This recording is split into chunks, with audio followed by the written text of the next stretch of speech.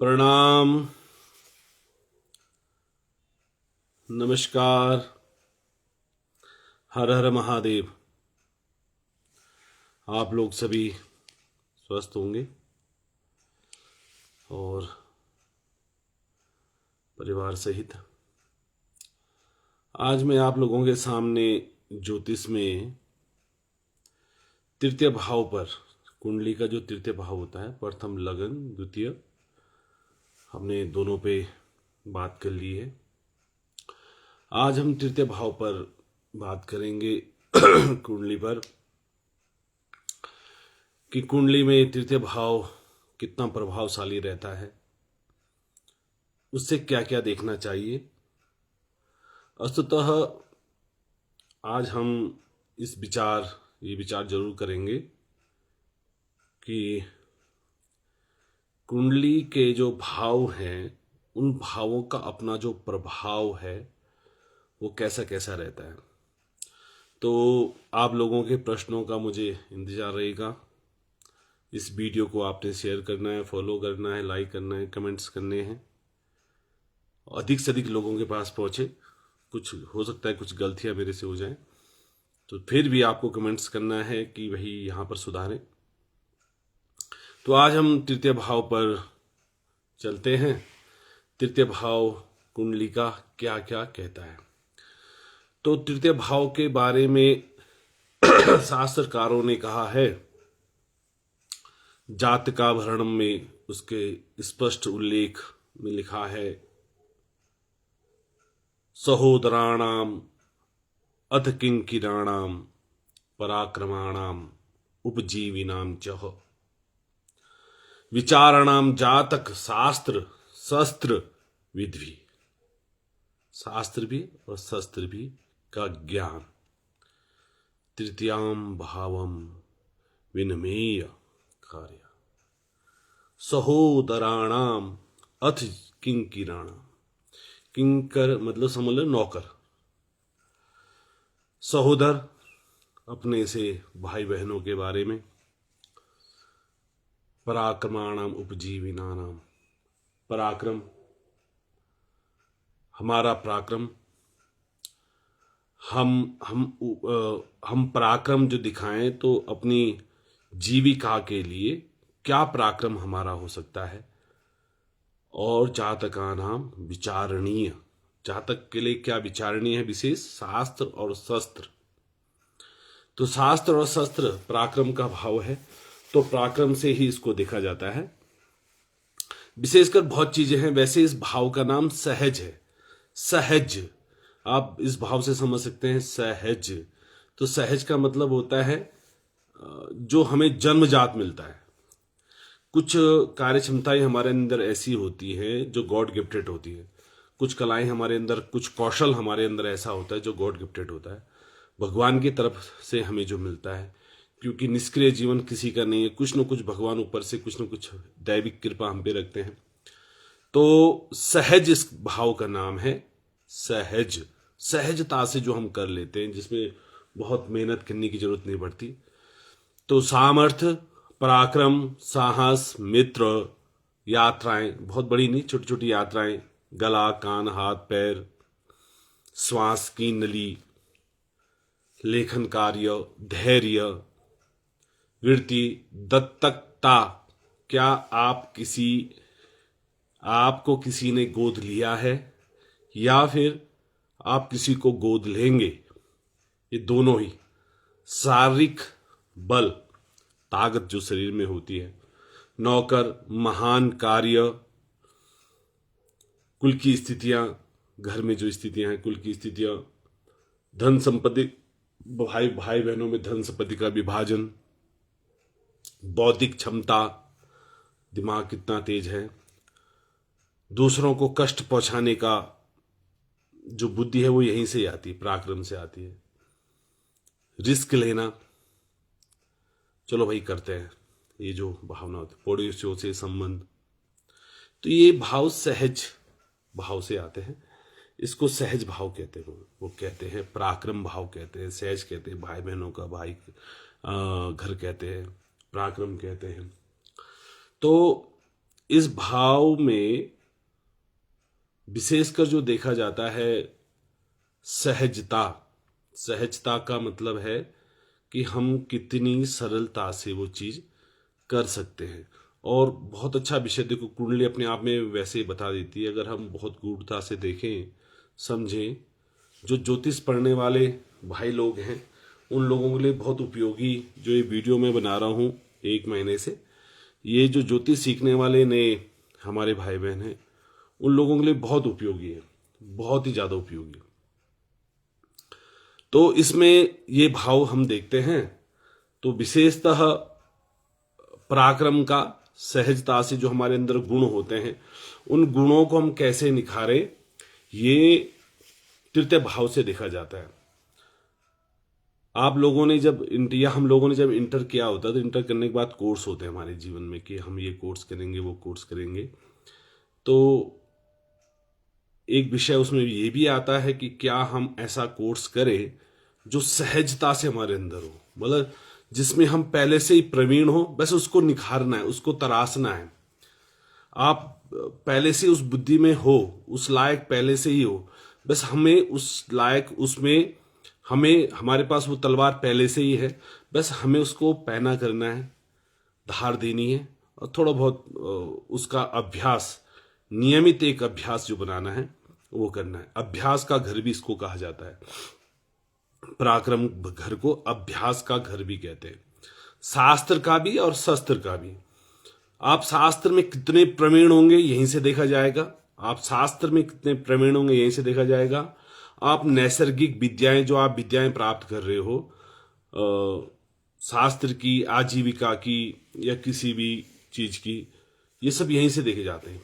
सिद्धि प्रसिद्धि, जितने भी हमें चीजें मिलती हैं, ऐश्वर्य मिलता है, जो मतलब पद्मश्री मिलता है या बड़ी बड़ी चीजें और चीजें मिलती हैं, तो ये सब यहीं से देखी जाती है पराक्रम से। तो इसको सिर्फ इसलिए नहीं छोड़ना है कि ये भाई बहन और साहस देखना है, यहां से नहीं, यहां से ये भी देखना है कि क्या भविष्य में मुझे पद्मश्री मिलेगा कि नहीं मिलेगा, क्या मुझे पुरस्कार मिलेंगे कि नहीं मिलेंगे, मतलब क्या मेरी क्षमताएं इस लायक हैं कि क्या मैं जगत में सिद्धि प्रसिद्धि प्राप्त कर सकता हूं अपने साहस, अपने कार्य की वजह से।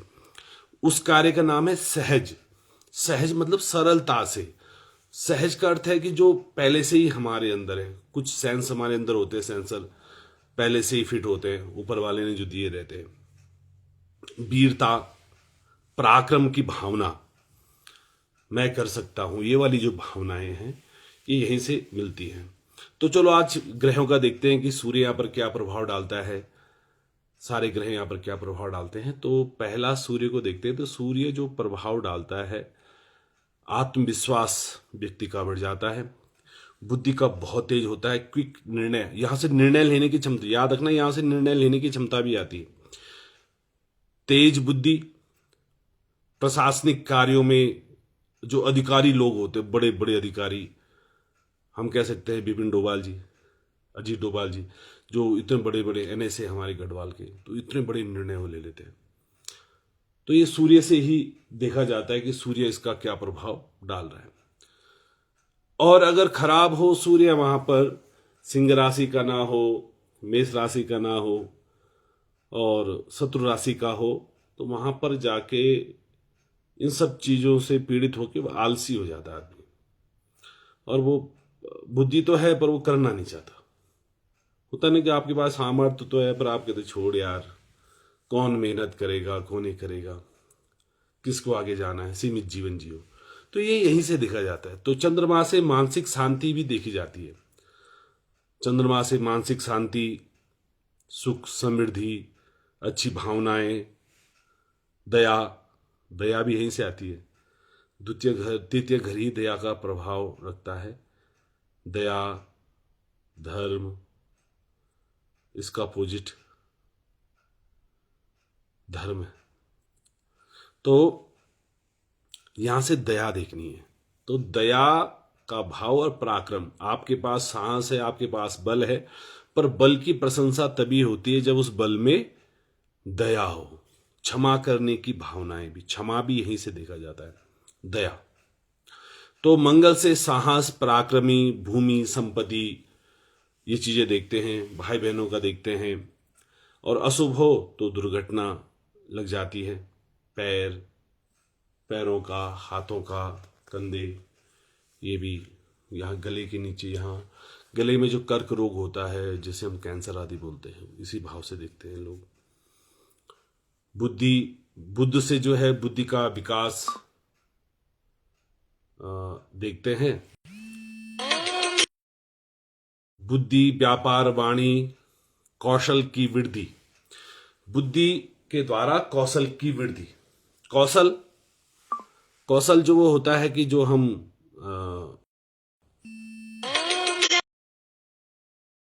मतलब है कि उसमें क्या हम उस लायक हैं कि नहीं है। कौशल का मतलब है कि क्या हम उस पर निपुण हैं कि नहीं है। तो वो कौशलता, ये बुद्ध से ही देखते हैं। तो बुद्ध जो है बहुत प्रभावशाली होता है बुद्धि के लिए, व्यापार के लिए, वाणी के लिए। वाणी का प्रयोग कितना करना, कैसे करना है, कौशल की वृद्धि कैसे करनी, क्या करनी है, जो हमारे अंदर जो क्षमताएं हैं उनको हम कैसे निखारें, ये सब निखारपन बुद्ध से देखा जाता है। शुक्र विलासता का कारक है।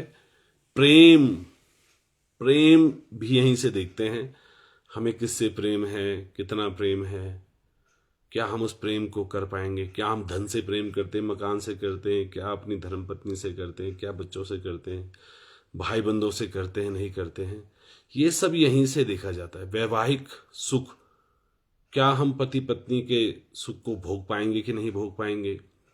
ऐश्वर्य, शुक्र जब यहां पर होता है तब देखा जाता है ऐश्वर्य की प्रधानता, क्या मेरी ख्याति इस जगत में, इस संसार में फैलेगी। शनि अगर वहां पर हो तो व्यक्ति मेहनती होता है और किसी भी कार्य को स्थिरता देता है, मतलब मध्यस्थता करने वाला व्यक्ति अगर कोई देखा गया है तो शनि हमेशा मध्यस्थता करता है। अगर यहाँ पर अच्छा बैठा है तो मध्यस्थ व्यक्ति होता है, वो बहुत जल्दी संधि करवाने में सक्षम होता है। किसी जगह का प्रधान हो सकता है, किसी क्षेत्र का प्रमुख हो सकता है, विधायक हो सकता है, अगर शनि यहाँ पर हो मंत्री तक बन सकता है। तो शनि यहाँ पर देता है। और अगर अशुभ है तो हानि कर देता है, सब चीज मिटा देता है। राहु हो तो पराक्रम में वृद्धि होती। वैसे भी इस घर के दो ही कारक हैं, मंगल और राहु। राहु हो तो अचानक धन लाभ मिल जाता है, अशुभ हो तो भ्रम की स्थिति बनी रहती है, मैं बहुत ताकतवर हूँ, मैं बहुत ताकतवर हूँ। पर जब वो उपयोग करने के लिए आता है तो उसमें आदमी डर जाता है। डरपोक भी यहीं से, डर भी यहीं से देखा जाता है। शर्म, डर, जितनी चीजें हैं यहीं से देखी जाती है। केतु से आध्यात्मिकता, अध्ययन, प्रभाव और प्रयास, प्रभाव, ये सब यहीं से देखे जाते हैं केतु के द्वारा।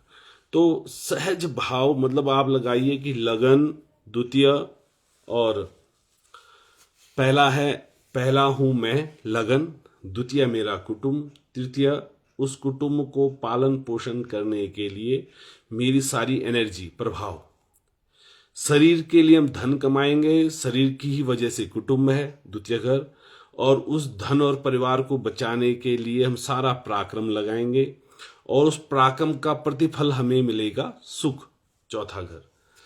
तो आज हम तृतीय घर पे हमें बात की है, तो आप लोगों के प्रश्नों का इंतजार रहेगा। आप लोग आए, प्रश्न करें और लिखें तो सही कि कैसा आप लोगों को लगता है। तो ये छोटी छोटी चीजें मैं आपको बताना चाहता हूँ। बौद्धिक क्षमता भी देखते हैं यहाँ से, बुद्धि का परीक्षण। तो तृतीय घर बहुत महत्वपूर्ण है। जैसे लगन है, जैसे द्वितीय घर है, वैसे ही तृतीय घर है। इसे पणफर की वजह से नहीं छोड़ना है, या इसको ये देख के नहीं छोड़ना कि यार इसका क्या प्रभाव होगा, तो इस स्थिति से नहीं देखना है। ये सिर्फ भाई बंद तक ही सीमित नहीं है ये घर। क्या आपके अंदर संकोच की भावनाएं हैं तो यहीं से आएंगी, क्या आप साहस की भावनाएं हैं तो यहीं से आएगी। तो ये सब चीजें इस घर से आती हैं। तो नरेंद्र पटियार जी नमस्कार भाई साहब, आप स्वस्थ होंगे, आनंद में होंगे। और कैलाश मणिभुला, आप स्वस्थ होंगे, आनंद में होंगे। जो लोग भी देख रहे हैं, सभी लोगों को मेरा प्रणाम। सभी लोगों को इसको शेयर करना है, कमेंट्स करना है, लाइक करना है, और अधिक से अधिक लोगों के पास ये पहुंचे जो इस चीज़ को समझते हैं और जिन लोगों की ज्योतिष में आस्था है, मैं धीरे धीरे कोशिश कर रहा हूँ कि आप लोगों के सामने और सरलता से मैं ज्योतिष का प्रस्तुतिकरण करूँ, जिससे कि आप लोग, क्योंकि मेरा ज्ञान का भी वर्धन होगा, मैं भी उन चीज़ों को समझूंगा तो और अच्छा समझूंगा। जब बात करेंगे तभी तो समझेंगे, जब बात नहीं करेंगे तो क्या समझेंगे। तो इस पे बात करना है, समझना है और गहराई तक हम इसको ले जाएंगे। हो सकता है कि कुछ छोटी छोटी चीज़ें कभी कभार क्लिक कर जाती हैं और हमें लगता है कि हाँ हमें कमी है, इसको सुधार देंगे तो जीवन सुधर जाएगा। तो इसलिए जीवन सुधारने के लिए बहुत बड़ा उपाय करने की आवश्यकता नहीं होती है, छोटे से बदलाव करने होते हैं और वो कभी कभार सहजता से हो जाते हैं और कभी कभार किसी के परामर्श या परामर्श का भाव भी है नहीं, तो कभी कभार किसी के परामर्श से भी होते हैं। तो ज्योतिष जो होती है वो परामर्श, हमारा मार्गदर्शक है, तो वो हमारा मार्गदर्शन करता है। गुरु कोई और है पर वो हमारा मार्ग दिखाता है कि भैया ये करो, इससे ठीक हो जाएगा। तो आप लोगों को स्वस्थ रहना, आनंद में रहना है। प्रणाम, नमस्कार, हर हर महादेव। आप लोगों का पुनः स्वागत रहेगा। कल अगर समय लगा तो मैं चतुर्थ भाव पर पुनः आके आपको सब कुछ बताऊंगा, ऐसे द्वादश भाव तक बताऊंगा और फिर हम योगों पर चर्चा करेंगे, फिर हम ग्रह योगों पर चर्चा करेंगे, आप लोगों के जो प्रश्न आएंगे उन पर चर्चा करेंगे। धीरे धीरे कोशिश करेंगे कि 10-20 मिनट आके आपसे वार्तालाप करेंगे। इस मीडिया का, इस टेक्नोलॉजी का हम उपयोग करेंगे, लाभ लेंगे अच्छी चीज़ों के लिए, समझने के लिए। तो प्रणाम, हर हर महादेव, जय हिंद, जय भारत, जय उत्तराखंड, महादेव।